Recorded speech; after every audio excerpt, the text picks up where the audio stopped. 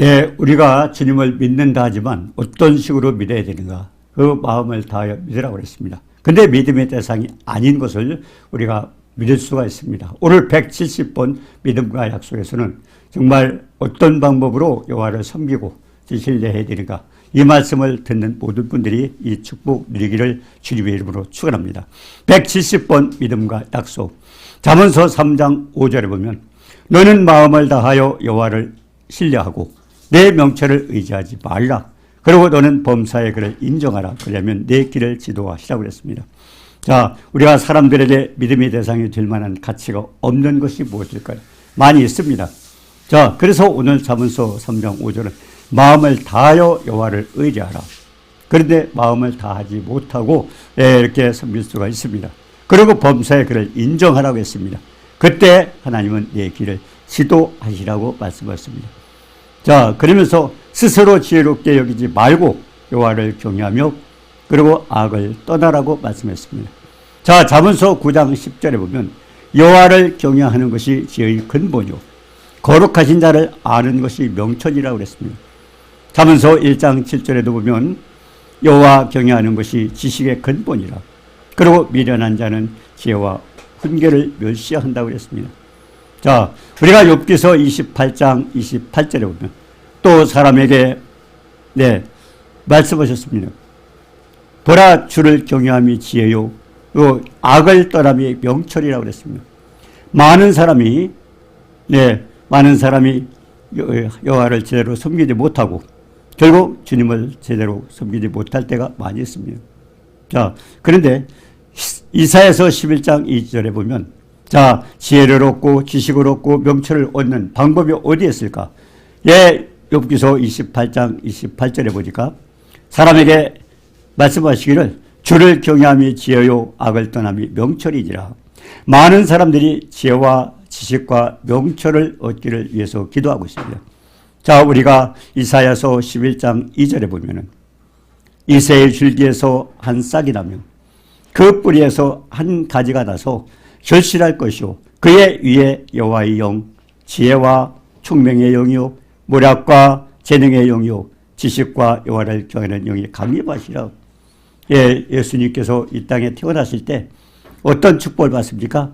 여호와의 영 곧 지혜와 총명의 신 또 모략과 재능의 영 그리고 지식과 여호와를 경외하는 강림해서 그래서 주님께서 어떤 일을 했습니까? 사도행전 13장 22절 23절에 보면 내가 이새의 아들 다윗을 만나니 내 마음에 맞는 사람이라 내 뜻을 다 이루리라 하셨더니 하나님이 약속하신 대로 이 사람의 후손에서 이스라엘을 위하여 구주를 세우셨으니 곧 예수라. 결국 예수 그리스도께서 이와 같이 이사야서 11장 1절 2절과 같이 여호와의 영 지혜와 총명의 영 모략과 재능의 영 지식과 여호와를 경외하는 영이 강림하시더니 예수님께서 어떤 일을 하셨어요? 예수께서 사람들이 지식이 있다 해도 지혜가 있어서 그 다음에 지식을 적용하는 능력이 있어야 할 수 있습니다.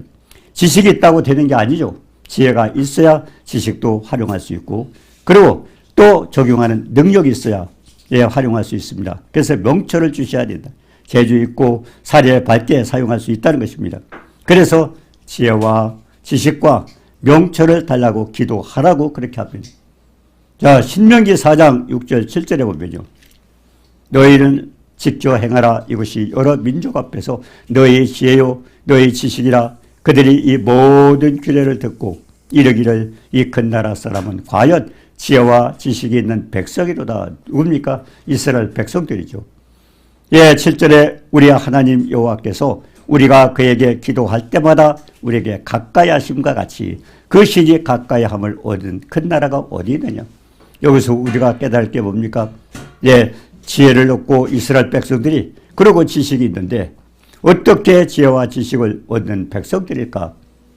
그것은 기도하면서 하나님을 가까이 했더니 이와 같은 큰 축복을 얻는다고 그렇게 말씀하고 있습니다.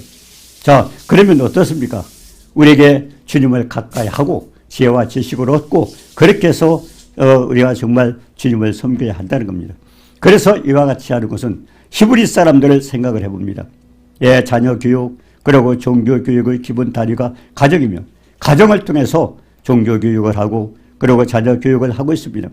하나님 중심으로 훈계하고 징계도 하고 암기도 하고 그리고 대화도 하고 하는 이유가 어디에 있을까요? 우리가 신명기 6장 5절에 보면 너는 마음을 다하고 그 저 뜻을 다하고 힘을 다하여 내 여호와를 사랑하라 그랬습니다. 마음을 다하고 뜻을 다하고 힘을 다하여 여호와를 사랑하라. 자, 그리고 내 마음에 새기고 자녀에게 부지런히 가르치라고 그랬습니다. 자, 그래서 이스라엘 백성들 가정에서 이와 같은 교육을 하고 있다는 겁니다. 그래 자녀의 교육, 종교 교육의 모든 원리가 어디에 있어요? 신명기 4장 6절에서 그 이하에 보면 나옵니다. 그래서 이스라엘 백성들에게 지혜와 총명이 있고 그리고 그들은 그것을 얻게 되는 것은 기도하면서 하나님을 가까이 함으로써 얻을 수 있다고 그랬습니다. 자, 그러면 신명기 6장 5절에도 그랬어요. 마음을 다하고 뜻을 다하고 힘을 다하여 내 여호와를 사랑하라. 그리고 내 마음에 새기고 자녀에게 부지런히 가르치지라.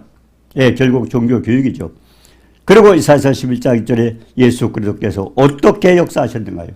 예수 그리스도께서는 여호와의 영, 곧 지혜와 총명의 영, 모략과 재능의 영, 지식과 요하를 경하는 영이 강림하시니 주님께서 그와 같은 영이 가득 강림하심으로 해서 그분이 하셨던 사역은 어때요? 예수 그리스도께서 사도행전 10장 38절에 보면 하나님이 나사렛 예수에게 성령과 능력을 기름부터 하시고 하나님께서 하나님의 아들 예수 그리스도에게 성령과 능력을 기름부터 대서 그가 두루 다니며 선한 일을 하였다고 그랬습니다. 선한 일을 위해서 우리를 지으셨다고 에베소서 2장에 말씀하고 있습니다. 그러면 그 일을 우리가 어떻게 할 수 있는가요? 우리 힘으로 하는 것이 아닙니다. 하나님께서 권세와 능력 또 이와 같은 것을 주셔서 성령의 능력으로 주셔야 이 일을 할 수가 있다고 그랬습니다. 그리고 두루다니며 선한 일을 행하시고 마귀에 눌린 자를 모든 사람을 고치셨다고 했습니다. 자, 그러면 하나님이 함께 하셨기 때문에 그런데 예수 그리스도께서 이와 같이 지혜와 총명, 지식과 여호와를 전신 여러 가지 이와 같은 축복을 받았는데 성령의 능력으로 그렇게 받았다고 말씀하고 있습니다. 부모들이 자녀의 머리에 날마다 기도하라고 저는 부탁을 합니다. 자녀들, 어린 자녀들이 있는 부모들 귀찮을지 모르지만 아침마다 일어나서 자녀들에게 머리에다 손을 대고 저는 기도하라고 합니다. 이사야서 11장 2절의 내용을 가지고 이사야서 11장 2절에 어떻습니까? 하나님께서 아들 예수 그리스도에게 어떻게 하셨어요? 거기에 보니까 여호와의 영, 곧 지혜와 총명의 영이요 모략과 재능의 영, 그리고 지식과 여호와를 전하는 영이 강림하시니 결국 주님께 이와 같이 성령의 능력으로 주셨던 것을 결국 우리에게도 성령을 받을 때 이와 같이 축복을 해 주셔야 그것을 누릴 수 있다고 그렇게 하는 겁니다. 그래서 저는 부모들에게 부탁합니다.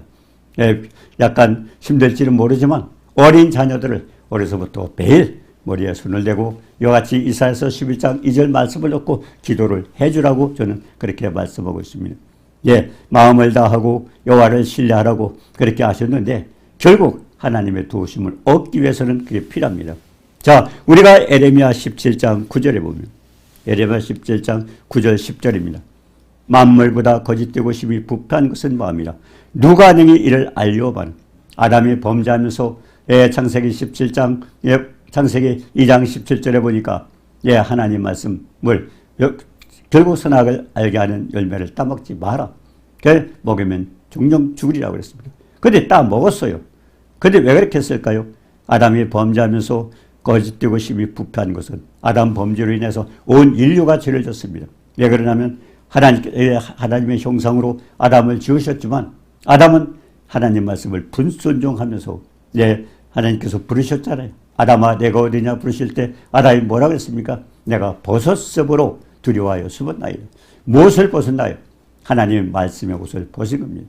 결국 말씀이 없는 거예요. 그러면서 아담에게 어떻게 됐어요? 그가 범죄하면서 아담은 자기 아들 셋을 낳을 때 우리가 창세기 5장 3절에 보니까 아담의 형상이 하나님의 형상이 아니라 아담의 형상으로 자식을 낳았던 것입니다. 그러면서 온 인류가 그렇게 범죄하게 됐는데 자, 그러면은 우리가 이와 같은 그와 같은 상황에서 우리가 살 수 있는 방법이 뭡니까? 에레미야 17장 9절 10절 만물보다 거짓되고 심히 부패한 인간의 마음은요 우리가 보면 악해요. 그러니까 선악을 알게 하는 나무의 열매를 따먹지만 우리는 선악을 판단할 자격이 없다는 것입니다. 우리 속에 죄가 있기 때문에 로마서 7장 18절에 보니까 우리 속에 선한 것이 없어요. 그렇기 때문에 우리가 성령 충만할 때는 하나님의 뜻대로 할 수 있지만 충만하지 못할 때는 육신의 소욕을 따라 육신대로 살아가요. 로마서 7장 18절 이하에 보니까 그러니까 이 양신이 역사한다고 그런 말을 하지 않습니까? 은사를 받은 사람도 마찬가지예요. 내가 과거에 은사를 받았기 때문에 이제는 내가 하는 예언도 내가 하는 모든 것은 하나님께서 해주신다고 착각을 하지만 성령 충만할 때는 가능하지만 충만하지 못할 때는 내 속에 선한 것이 없고 왜? 아담 범죄로 우리 인간 모두에게 죄가 있기 때문에 우리 속에 선한 것이 없습니다. 그렇기 때문에 충만하지 못할 때는 성령의 역사, 결국 성령의 능력이 나타나지 않습니다. 그래서 늘 성령 충만함을 받으라고 하지 않습니까? 자, 그렇기 때문에 성령 충만을 받으라 많은 분들이 그럽니다. 성도들에게 목사님이 성령 충만을 받으시오. 그렇게 하지만 그러면 충만을 받는 방법이 뭡니까? 성령 충만은 여러 가지가 있습니다. 우리가 말씀을 깊이 묵상할 때 말씀 묵상에서 받을 수도 있습니다. 또 이렇게 뜨겁게 기도할 때 아까도 그러지 않습니까? 우리가 기도함으로 하나님을 가까이 한다고. 결국 기도할 때 또 충만할 수도 있고요. 또 나가서 예수 그리스도의 사랑을 전할 때 전도할 때 충만할 수도 있고요. 또 아니면은 여러 가지 방법이 있습니다. 또 왜 어떤 이렇게 성령의 충만함을 받은 사람에게 또 기도받고 그렇게 충만할 수도 있어요. 또 어떤 분은 또 찬양을 뜨겁게 하면서 그 찬양 인도자가 얼굴이 환하지 않습니까? 그래도 충만을 받을 수 있고 성령 충만을 받는 방법은 말씀 묵상도 있고요. 찬양으로 뜨겁게 할 수도 있고요. 또 전도하면서 할 수도 있고요. 아니면은 또 여러 가지 방법으로 이런 방법이 있습니다. 그래서 우리 속에 선한 것이 없기 때문에 우리는 에레미야 17장 9절 10절보다 만물보다 거짓되고 심히 부패한 것은 우리 인간의 마음입니다. 그런데 마음을 다하여 하나님을 섬긴다는 것은 우리 속에 선한 마음이 되어야 되잖아요. 그와 같은 부패한 그런 마음으로 할 수 없지 않습니까? 그래서 그런데 중요한 것은 우리의 마음속에 이 선한 것이 없는 걸 하나님은 아셔요. 예, 나 여호와는 심장을 살피며 표부를 시험하고 각각 그의 행위와 행실대로 뽕하는 중요한 것은 우리가 어떤 행위를 했느냐에 따라서 분명히 하나님은 선한 행동을 했느냐 아니면 악한 행동을 했느냐에 따라서 하나님은 징계를 한다고 그렇게 말씀하셨습니다. 행실대로 행위와 행실대로 뽕한다 그랬습니다. 자, 그래서 히브리서 8장 10절에 뭡니까? 예, 주께서 이스라엘 집과 맺을 언약은 이것이니 내 법을 그의 생각에 두고 예, 아담 이후에 범죄한 모든 인간들에게 어떻습니까? 우리는 생각하는 것 자체도 우리 속에 성령 충만하지 못하면 우리 악한 것을 생각해야 됩니다. 그러면 예수 믿는 사람과 안 믿는 사람의 차이가 뭡니까? 예수 믿는 사람, 예, 어떻습니까? 예수 믿는 사람과 안 믿는 똑같은 생각을 할 수도 있어요. 중요한 것은 예수를 믿는 사람들은 어떻게 기준이 하나님의 생명의 말씀 붙들고 말씀에 합당하지 못하면 우리는 순종하지 않는 겁니다. 말씀대로 살아가야 된다는 것입니다. 그렇기 때문에 창세기 4장 7절에 하나님께서 가인에게 아벨 동생을 쳐 죽인 가인에게 뭐라고 그랬습니까? 죄의 소원은 너에게 있으나 우리 인간이 선한 게 없기 때문에 죄의 소원을 가지고 있습니다. 그래 죄의 소원은 너에게 있으나 넌 죄를 다스리라. 어떻게 다스려요? 하나님 말씀이 기준이어서. 그래서 인간에게 선악을 알게 하는 나무의 실과를 따먹지 말라는 것은 우리에게 선과 악을 구분할 수 있는 그런 기준이 없습니다. 왜?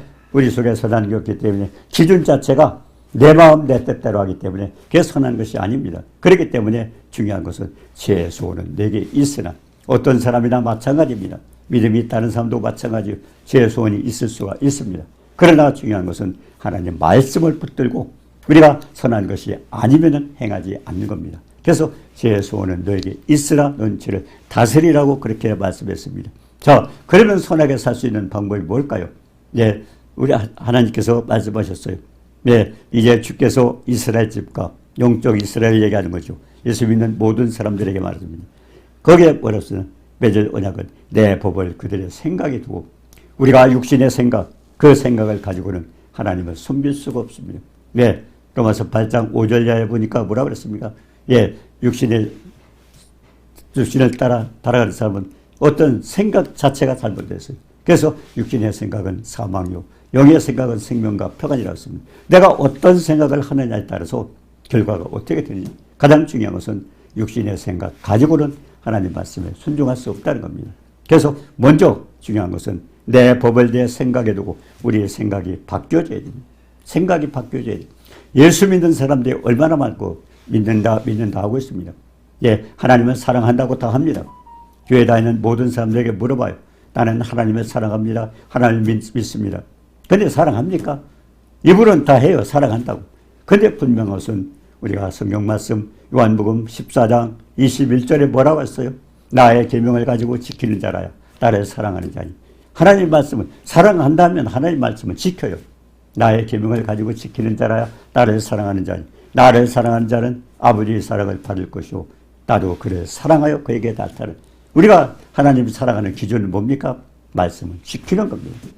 말씀을 하나도 지키지 않으면서 말씀도 알지도 못하면서 내가 교회에 출석했기 때문에 오래 다녔기 때문에 직분을 받았기 때문에 모태신앙이기 때문에 구원받았다고 착각하고 하나님을 사랑한다고 하고 있지만은 하나님 사랑의 표준은 뭐예요?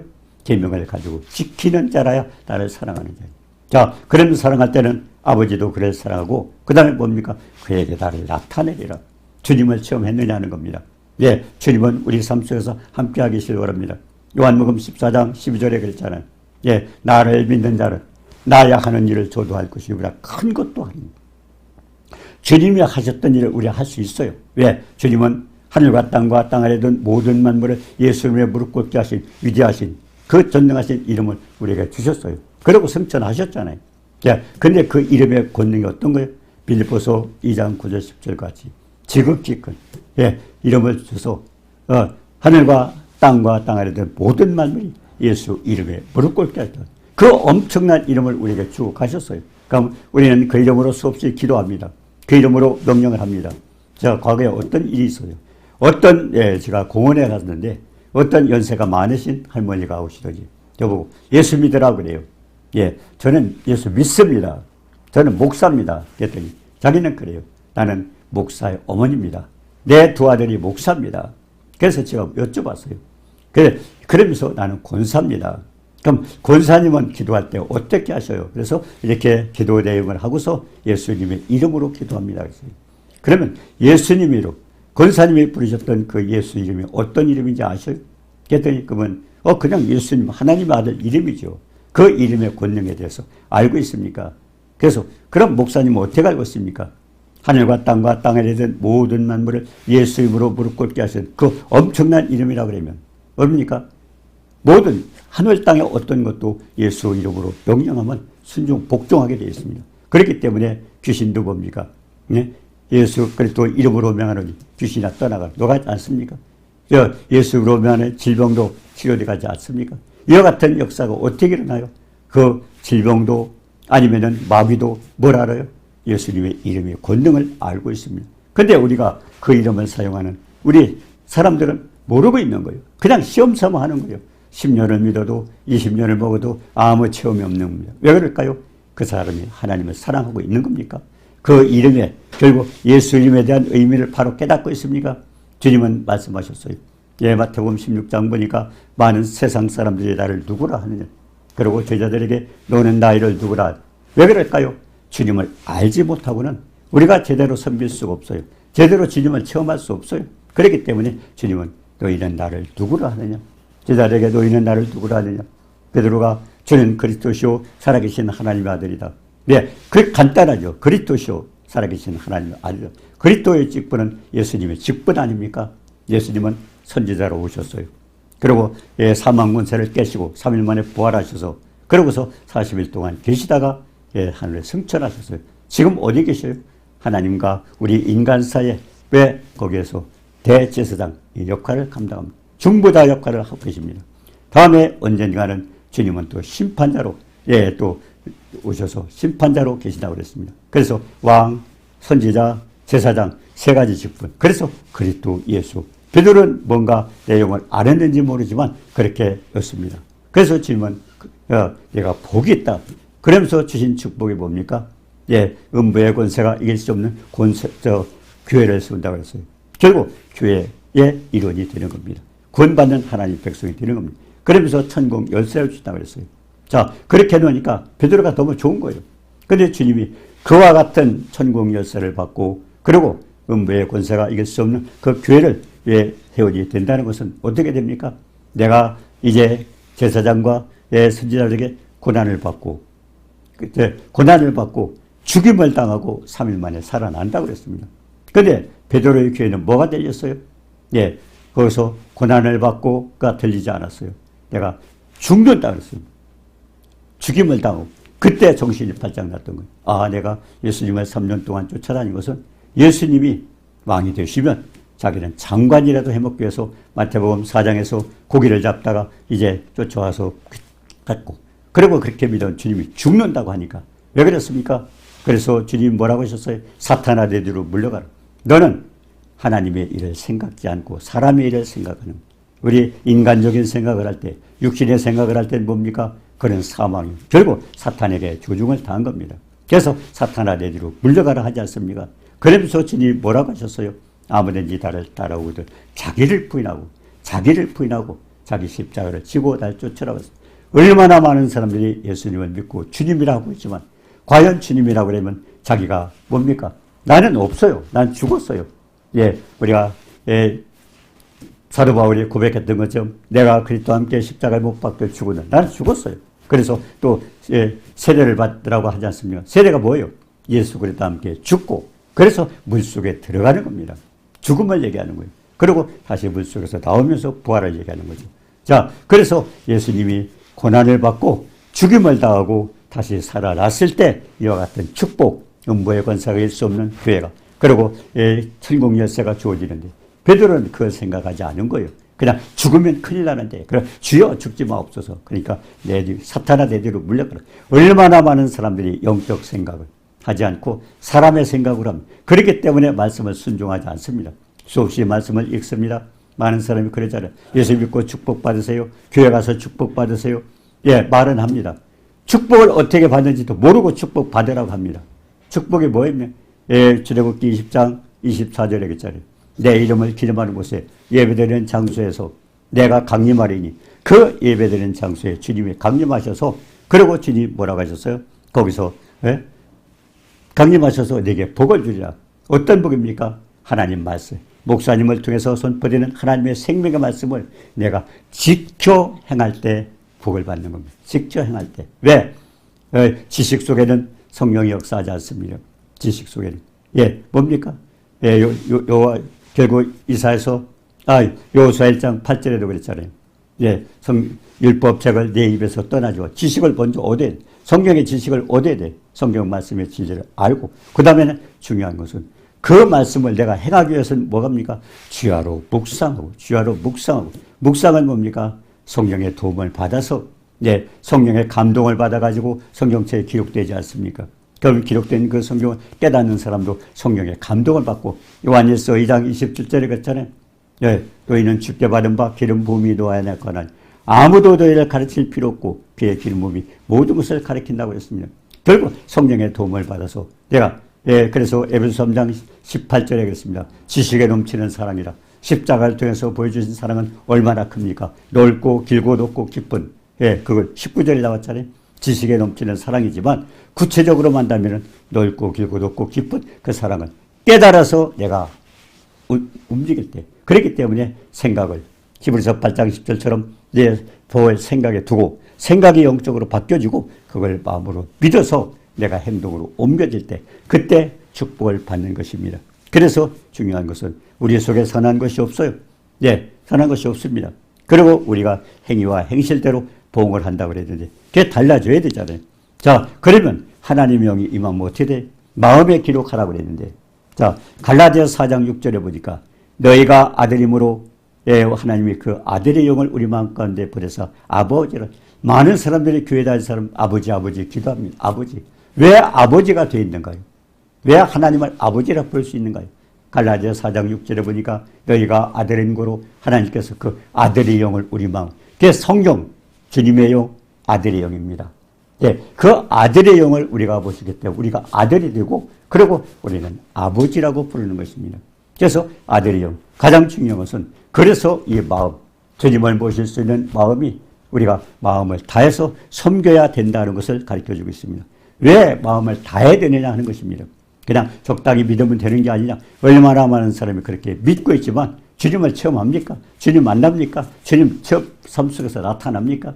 예, 사랑하는 것도 아니오. 말씀을 지키는 것도 아니오. 그냥 교회 다니면서 사랑한다고 하고 있지만 착각입니다. 그래서 우리가 마태복음 6장 21절 24절에도 보면 내 보물이 있는 그곳에는 내 마음도 있느니라. 우리가 뭐가 귀하게 여기는 그쪽에 마음이 쏠려 있는 것입니다. 보물이 있는 곳에 내 마음도 있느니라. 그리고 뭡니까? 우리가 두 주인을 섬길 수 없다고 해서 우리가 다른 것도 사랑하고 있어요. 그래서 우리가 창세기 22장에 아브라함을 시험할 때도 어떻게 했습니까? 내 사랑하는 독자 이삭을 번제로 주라고 했습니다. 내 백세에 난 귀한 자식을 번제로 드릴 수 있나요? 될 수 없어요. 그런데 하나님께서 아브라함의 믿음을 시험하는 겁니다. 사랑하는 독자 이삭. 그런데 아브라함에게는 사랑하는 독자 이삭이 되죠. 우리에게는 누구예요? 하나님보다 더 사랑하는 대상이 있다면 그 대상을 바꾸라는 것입니다.